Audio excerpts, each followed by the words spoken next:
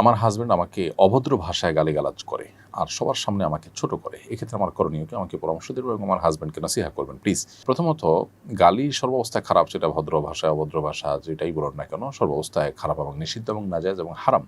সিবাবুল মুমিনি ফুসুক, নবী সাল্লাল্লাহু আলাইহি ওয়াসাল্লাম বলেছেন কোনো ঈমানদারকে গালি দেওয়াটা গুনাহের কাজ। অতএব যিনি তার নিজের স্ত্রীকে এটি করছেন তিনি ডাবল গুনাহ করছেন। এক তো একজন মুসলিমকে তিনি গালি দিচ্ছেন, দ্বিতীয়ত হলো স্ত্রী যাকে আল্লাহ তাআলা বলেছেন, যার সম্পর্কে আল্লাহ বলেছেন ওয়া আশিরুহুন্না বিল মারুফ, তোমরা তোমাদের স্ত্রীদের সাথে সুন্দরভাবে দিনাতিপাত করো, সেটার লঙ্ঘন তিনি করছেন। এজন্য তার উচিত ইস্তেগফার করা, তওবা করা।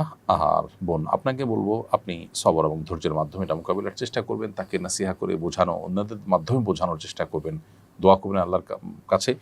একটা সময় ইনশাআল্লাহ আল্লাহ তাআলা আপনাকে এই পরিস্থিতি থেকে মুক্তি দান করবেন এবং সবরের জন্য আপনি আল্লাহর কাছে অবশ্যই বিনিময় লাভ করবেন। আল্লাহ তাআলা মানুষকে অনেকভাবে পরীক্ষা করেন।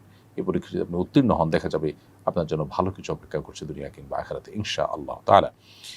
এমডি শাহিনস ভয়েস এআইডি থেকে আপনি লিখেছেন, স্ত্রী অন্য ছেলের সাথে চলে যাওয়ার পর যদি বলে মহারণা মাফ করে দিয়েছি, তুমি আমাকে তালাক দিয়ে দাও, তাহলে করণীয় কি? স্ত্রীর চাওয়ার প্রেক্ষিতে যদি তালাক দেওয়া হয় তাহলে সে তালাক যেমন হবে, আবার মহারণা মাফ হয়ে যাবে। এটাকে খোলা তালাক বলা হয়।